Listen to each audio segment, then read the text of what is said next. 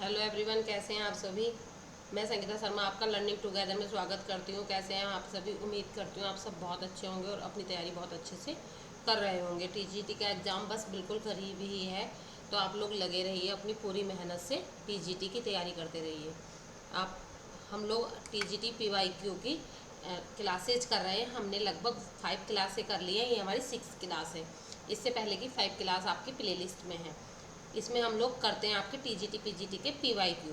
Class शुरू करने से पहले मैं थोड़ा सा आपको अपने बारे में बता देती हूँ। मैंने एमए बीएड किया हुआ है होम साइंस से, प्लस मेरा सीटेट और यूपीटेट भी क्लियर है 2 टाइम। मुझे 2 इयर्स ऑनलाइन व 2 इयर्स ऑफलाइन का एक्सपीरियंस है, प्लस मैंने 500 बच्चों को लगभग गाइडेंस किया है टीजीटी पीजीटी के लिए। हमारे जितनी भी हम लोग पढ़ाते हैं उसकी पीडीएफ प्लस जितनी भी न्यू वैकेंसी आती है उसकी अपडेट हम लोग अपने टेलीग्राम चैनल पर डाल देते हैं। टेलीग्राम चैनल है हमारा लर्निंग टुगेदर विद प्रियंका। इस पर हम लोग सारी अपडेट आपको दे देते हैं। आप लोग किसी भी टीचिंग के लिए अपडेट के लिए हमारे टेलीग्राम चैनल से जुड़ सकते हैं, लर्निंग टुगेदर विद प्रियंका। हम लोग अपनी क्लास को शुरू करते हैं। फ्रेस्को पेंटिंग एक तकनीक है। जो आपकी फ्रेस्को पेंटिंग है, ये कैसी तकनीक है। आपकी तेल चित्रकला है, भित्ति चित्रण है, मिरर पेंटिंग है या वाटर पेंटिंग है। ये आपकी कैसी पेंटिंग है। फ्रेस्को पेंटिंग ये आपकी भित्ति चित्रण है। भित्ति चित्रण मतलब जो दीवार पर की जाती है आपकी पेंटिंग है। जो आपकी दीवार पर पेंटिंग की जाती है उन्हें हम भित्ति चित्रण कहते हैं। इन्हें हम म्यूरल बोलते हैं। इसे हम म्यूरल पेंटिंग भी बोलते हैं। जो आपका म्यूरल शब्द है, म्यूरल शब्द है, ये लेटिन भाषा के म्यूरस शब्द से लिया गया है। म्यूरस का अर्थ होता है दीवार। क्या अर्थ होता है म्यूरस का। दीवार। आपका जो म्यूरल पेंटिंग है इसे 2 पार्ट्स में बांटा गया है। किस किस में। आपका फ्रेस्को बूनो और फ्रेस्को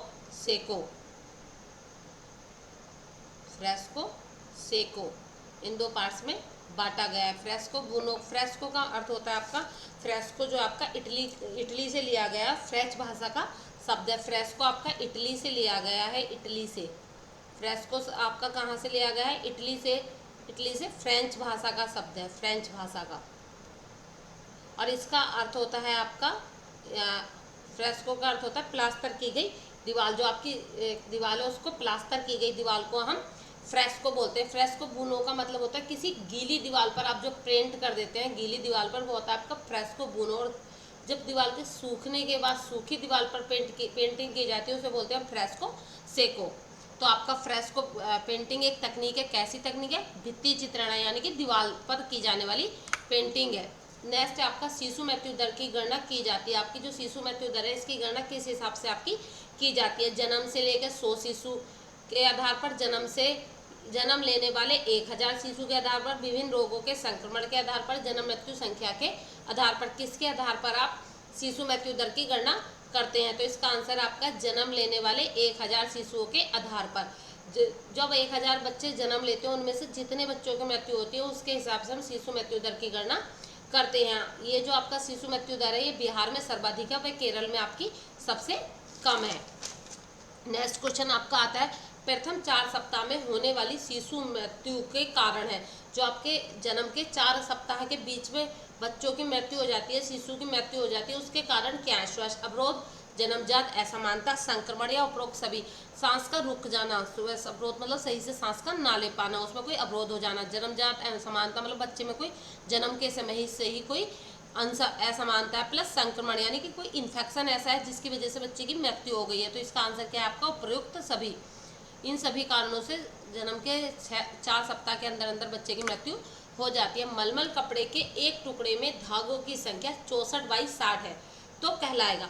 यदि आपका जो मलमल का कपड़ा है उसके एक टुकड़े की जो आपकी संख्या है ताने बाने की, उसकी आपकी लंबाई बोली गई है 64/60 है, तो आपका कपड़ा कैसा होगा। खराब संतुलन होगा, अच्छा संतुलन होगा, कमजोर संतुलन होगा, इनमें से कोई नहीं। तो इसका आंसर आपका होगा अच्छा संतुलन। कैसा संतुलन होगा। अच्छा संतुलन होगा। आपका मैंने एक पीवाईक्यू में ये भी देखा था कि मलमल के कपड़े के एक टुकड़े के अच्छे संतुलन में धागों की संख्या होती है, तो उसमें आपका ऑप्शन में दिया हुआ था 64/60, 64/32, 64/65 या 64/80। तो आंसर क्या हो गया आपका 64/60। नेक्स्ट क्वेश्चन है आपका, वृद्धावस्था में कैल्शियम की कमी से निम्न में से कौन सी बीमारी उत्पन्न होती है? ओस्टोमलेशिया, ओस्टोपैरेसिस, कबूतर छाती रोग या अस्थि विकृत। क्या होता है देखो, calcium plus vitamin D plus phosphorus आपके तीनों मित्र हैं, आपके तीनों मित्र हैं। किसी एक की कमी होती है तो दूसरा उसे पूरी कर देता है, या किसी एक की वृद्धि होती है तो दूसरा उसका बैलेंस बना देता है। आपने इसका आंसर क्या है? ओस्टोपैरेसिस। ओस्टोपैरेसिस आपने जो पढ़ा होगा, ये आपने पढ़ा होगा विटामिन डी में, लेकिन अगर विटामिन डी की कमी से ही हो रहा है तो कैल्शियम की कमी से भी ये होता। अगर यहाँ हमें आंसर दिया होता टिटेनी, तो हम टिटेनी को टिक करते, क्योंकि कैल्शियम की कमी से जो होता है वो टिटेनी होता है, लेकिन टिटेनी यहाँ नहीं दिया है, तो विटामिन डी की कमी से जो रोग होता है हम उस पर टिक करेंगे, यानी कि ओस्टोपोरोसिस। वृद्धों में जो होता है वो ओस्टोपैरेसिस होता है। आपका प्रोणों में जो होता है विटामिन डी की कमी से, प्रोणों में जो होता है वो आपका ओस्टोमलेशिया होता है। और जो बच्चों में होता है, आपका बच्चों में अस्थि विकृत या आपका क्या हो जाता है? रिकेट्स हो जाता है। क्या हो जाता है? रिकेट्स हो जाता है। ठीक है ना। नेक्स्ट है आपका आयरन फोलिक एसिड में विटामिन B12 की कमी से होता है। आपकी अगर विटामिन B12 की कमी हो जाती है, आयरन फोलिक एसिड की कमी हो जाती है, तो आपको कौन सी बीमारी हो जाती है? आपको बेरी हो जाती है, आपको स्कर्वा हो जाती है, प्लेग्रा हो जाती है, एनीमिया हो जाती है। आपको क्या हो जाता है? तो आपको एनीमिया हो जाती है। क्या हो जाता है? आपके शरीर में यदि आयरन फोलिक एसिड या विटामिन B12 की कमी है तो आपको एनीमिया हो जाएगा। आपका जो प्लेग्रा है विटामिन, इसका भी vitamin C, very vitamin V या थाइमीन, और आपका ये एनीमिया आपका आयरन की कमी से होता है। प्लेग्रा को बोलते हैं हम विटामिन, सॉरी प्लेग्रा को बोलते हैं हम 3D। 3D में आपका आ जाता है अतिसार, त्वचा संबंधी रोग आता है इसमें आपका एक, और इसमें आपका एक पागलपन आता है। ये मैंने आपको पहले भी कराया हुआ है पिछले वाले उसमें।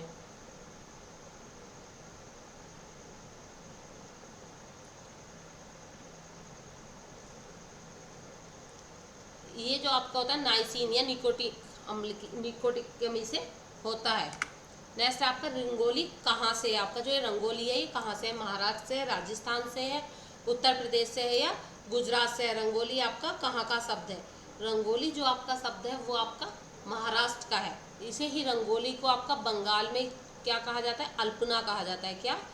अल्पना। राजस्थान में मांडना, उत्तर प्रदेश में चौकपूर्णा, और आपका गुजरात में सतिया धरना। आपका क्वेश्चन कुछ भी आ सकता है।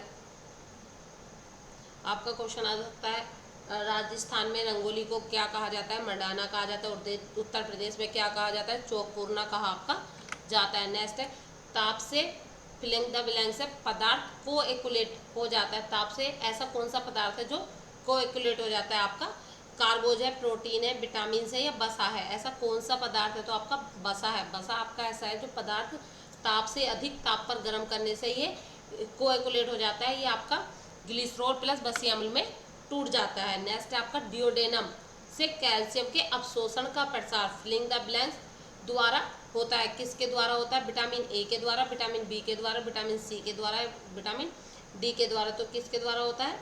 विटामिन डी के द्वारा होता है। किसके द्वारा होता है? आपका विटामिन डी के द्वारा होता है। विटामिन डी का रासायनिक नाम क्या है? आपका कैल्सीफेरोल। क्या है? कैल्सीफेरोल है। और आपका ये बसा में घुलनशील है। आपका बसा में कौन कौन से विटामिन घुल जाते हैं? ए, डी, ई, के। कौन कौन से बसा में घुलनशील है? ए, डी, ई, के। और बचे हुए दो जो है ये किस में घुलनशील है? आपके जल में घुलनशील है।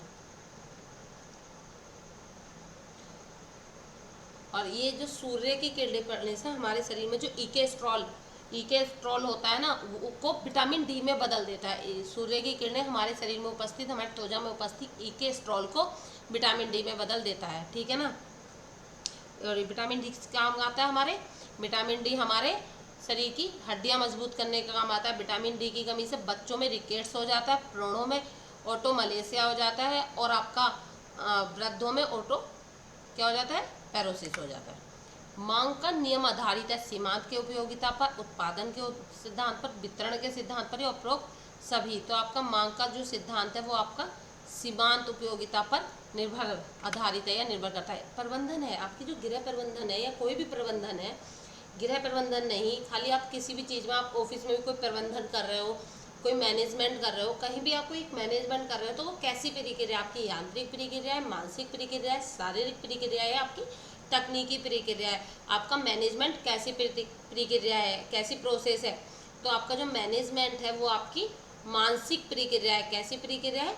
मानसिक प्रक्रिया है। नेक्स्ट क्वेश्चन है आपका यूनिसेफ की स्थापना कब हुई? नेक्स्ट क्वेश्चन आपका यूनिसेफ की स्थापना कब हुई? 1944 में, 1945 में, 1946 में या 1949 में? तो यूनिसेफ की जो आपकी स्थापना है वो 1946 में हुई है। कब हुई है? 1946 में हुई है। 1946 में हुई है। इसकी आप डेट भी मेंशन कर लो, कभी कभी डेट पूछ लेते हैं। 11 दिसंबर 1946 में हुई है। नेक्स्ट है दूध में किस पोषक तत्व का अभाव होता है? आपका दूध में किस पोषक तत्व का अभाव होता है? आपका कैल्शियम, लोहा तत्व, कैल्शियम, विटामिन ए, इनमें से कोई नहीं। तो किसका अभाव होता है? लोहे तत्व का आपका अभाव होता है। जो दूध है इसमें 85% क्या होता है आपका? 85% आपका जल होता है।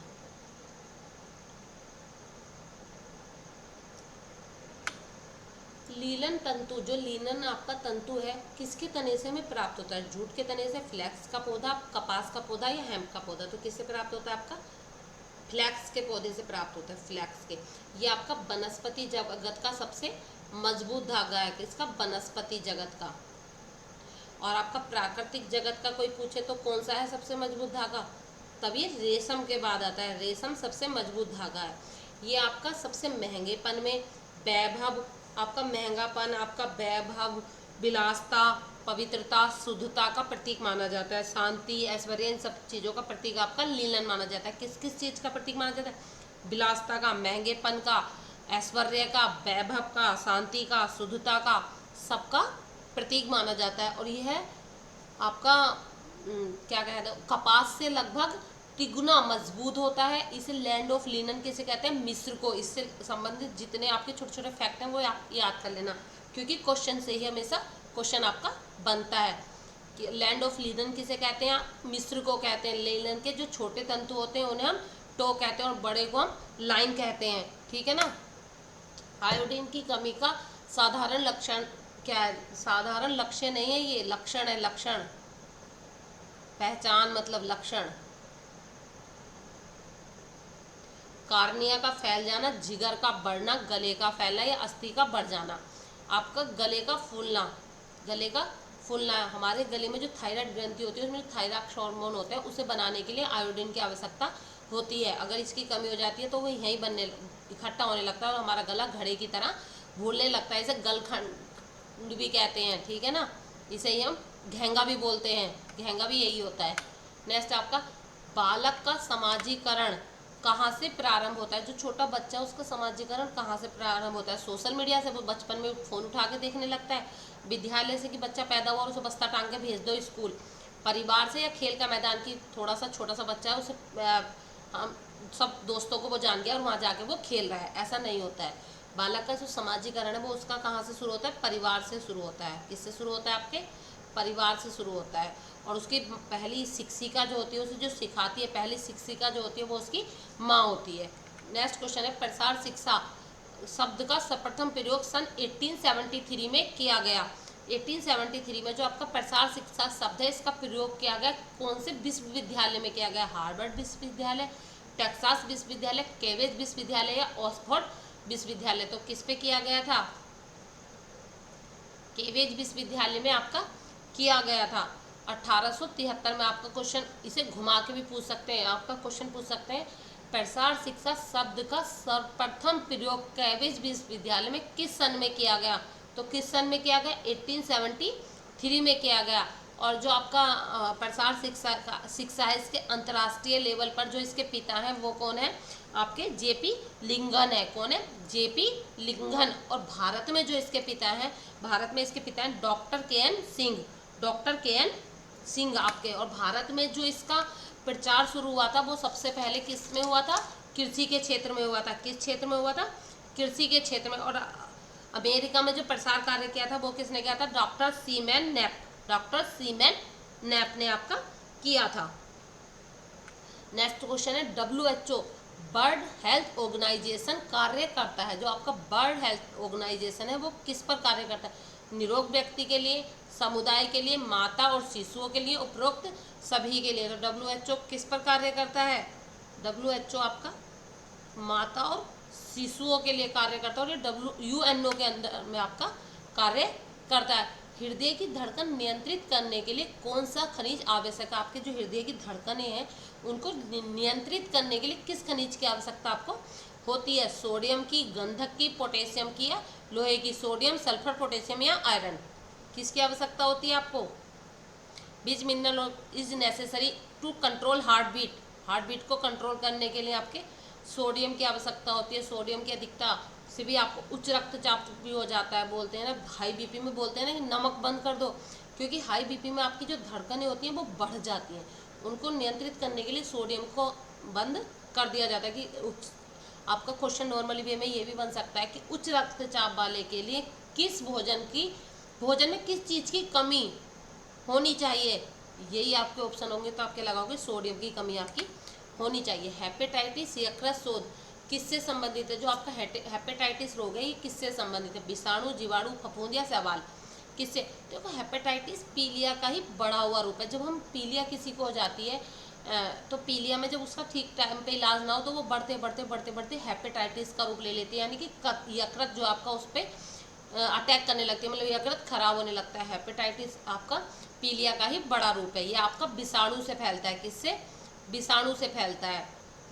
हेपेटाइटिस कितने प्रकार का होता है, आपसे अगर पूछा जाए तो हेपेटाइटिस बहुत सारे प्रकार का होता है, लेकिन हमारी उसमें जो हम बोलते हैं 5 प्रकार का होता है। कौन कौन सा, HAB hepatitis, HBB hepatitis, HCB hepatitis, HDB hepatitis और HEB हेपेटाइटिस। इसके वायरस कौन कौन है, ABCD और E इसके वायरस है। नेक्स्ट क्वेश्चन है गृह प्रबंध के उत्प्रेरक तत्व को प्रदर्शित करता है, जो आपका गृह प्रबंध है इसके जो उत्प्रेरक तत्व है। आप पहले तो मुझे ये बताओ कि गृह प्रबंध के उत्प्रेरक तत्व कौन कौन से हैं। आपके गृह प्रबंध के उत्प्रेरक तत्व कौन कौन से हैं, उसके मध्यम में हमेशा कौन आता है। और गृह प्रबंध के उत्प्रेरक तत्व को प्रदर्शित करता है वर्ग, त्रिभुज, आयत या पंचभुज। क्या प्रदर्शित करता है, आपका त्रिभुज प्रदर्शित करता है। उत्प्रेरक तत्व कौन कौन से हैं, त्रिभुज थोड़ा तिरछा हो गया, मूल्य, स्तर और लक्ष्य। पहले इधर लक्ष्य भी आ सकता था, मूल्य, लक्ष्य और स्तर, और मिडिल में हमेशा मूल्य आता है आपका। नेक्स्ट है कार्बोराइजिंग है, कार्बोजोनाइजिंग है आपकी, वो क्या है, ड्राइंग प्रक्रिया, फिनिशिंग प्रक्रिया, रोमन प्रक्रिया है, रेटिंग प्रक्रिया। कार्बोनाइजिंग जो है आपकी, कार्बोनाइजिंग आपकी फिनिशिंग प्रक्रिया है। किसी भी वस्त्र को जो आपका चिकना करने को, उस पर फिनिशिंग करने के लिए हम लोग किसकी क्या करते हैं, कार्बोनाइजिंग करते हैं। इसमें आपका सल्फ्यूरिकन और हाइड्रोक्लोरिक अम्ल से वस्त्र को धोया जाता है, जिससे उसका जो गंदगी होती है वह निकल जाती है और वस्त्र चमकदार हो जाता है। फिनिशिंग प्रक्रिया कार्बोनाइजिंग आपका क्वेश्चन आ सकता है। कार्बोनाइजिंग में जो वस्त्र है वो किस अम्ल में धोए जाते हैं, तो वो आपके सल्फ्यूरिक अम्ल और हाइड्रोक्लोरिक अम्ल में धोए जाते हैं। नेक्स्ट है वस्त्र को चिकना करना कहलाता है कैलेंडरिंग, सल्फ्यूराइजिंग, टैटरिंग या कैंपिंग। तो क्या कहलाता है आपका, कैलेंडरिंग कहलाता है। और आपका सल्फ्यूराइजिंग क्या है, बिना सुखाने वाला कपड़ा तैयार करने के लिए हम लोग सल्फ्यूराइजिंग का प्रयोग करते हैं। जो धुलने के बाद भी आपका कपड़ा ना सुखड़े उसके लिए हम किसका प्रयोग करते हैं, सल्फ्यूराइजिंग का प्रयोग करते हैं। जैसे आपका कॉटन है, कॉटन का कपड़ा धुलने के बाद सुखड़ जाता है ना, तो हम ऐसे कपड़े को ऐसा बनाने के लिए जिससे वह धुलने के बाद भी ना सूखना, हम सल्फ्यूराइजिंग करते हैं। नेक्स्ट है बिना परिसज्जा के, कोई कपड़ा है उसको हम कोई भी परिसज्जा ना करें, सीधे लूम पे तैयार करके आपको दे दिया जाए, तो उसके बाद क्या होगा, कपड़ा सुंदर लगता है, कपड़े से के अधिक उपयोग होता है, कपड़ा अधिक उपयोग होता है, कपड़ा अनाकर्षण लगता है, कपड़ा मजबूत रहता है। देखो कपड़ा क्या होता है आपका, कपड़ा आपका अनाकर्षण लगता है। नॉर्मल वे में आप देखो, आपका कोई कॉटन का कपड़ा उस पर प्रेस ना करो, वो सिकुड़ जाए और उसे पहन के जाओ तो वो अनाकर्षण लगता है, मतलब अच्छा नहीं लगता, नॉन अट्रैक्टिव, अट्रैक्टिव नहीं लगता, क्लॉथ लुक अनअट्रैक्टिव, अनअट्रैक्टिव लगता है। नेक्स्ट है आपका कपड़े की चमक में ताकत को बढ़ाने के लिए कास्टिक सोडे प्रयोग में लाया जाता है, उसे कहते हैं, जब हम कास्टिक सोडे का प्रयोग करते हैं कपड़े की चमक बढ़ाने के लिए, हम कास्टिक सोडे का प्रयोग करते हैं, तो उसे क्या कहते हैं, मर्सराइजिंग कहते हैं, सीजनिंग कहते हैं, बिटलिंग कहते हैं, ये आपका सेंफोराइजिंग कहते हैं, क्या कहते हैं, मर्सराइजिंग कहते हैं, क्या कहते हैं, मर्सराइजिंग कहते हैं। इससे क्या होता है, कपड़ा सुंदर चमकदार आपका चिकना क्रांति युक्त हो जाता है, रेशे फूल जाते हैं, आपके जो लंबाई में सिकुड़ जाते हैं, वे चौड़ाई में आपके फैल जाते हैं, मजबूती 20% बढ़ जाती है। आपका क्वेश्चन आ सकता है मर्सराइजिंग से कपड़े की मजबूती कितने परसेंट बढ़ जाती है, तो आपके कपड़े की मजबूती 20% बढ़ जाती है, ठीक है ना। ऐसे ही आप और सीरीज के इससे पहले जो आपकी सीरीज है वो हमारी प्लेलिस्ट में आपकी है, और ऐसे ही और अच्छे क्वेश्चनों को पढ़ने के लिए, समझने के लिए आप लोग हम लोगों से जुड़े रहिए लर्निंग टुगेदर पर। लर्निंग टुगेदर पर आपकी लर्निंग टुगेदर पर आपकी नेट की क्लासेज भी चल रही हैं हर्षिता मैम के द्वारा, तो आप लोग उन्हें भी देख सकते हैं, या कि जितनी भी टीचिंग की न्यू अपडेट आती है वो सब आपकी लर्निंग टुगेदर पर आपको देखने को मिलती हैं। और आप इनसे रिलेटेड आपको कोई भी पीडीएफ चाहिए तो हम लोग सारी पीडीएफ आपको देते हैं learning together with Priyanka Telegram channel पर। धन्यवाद।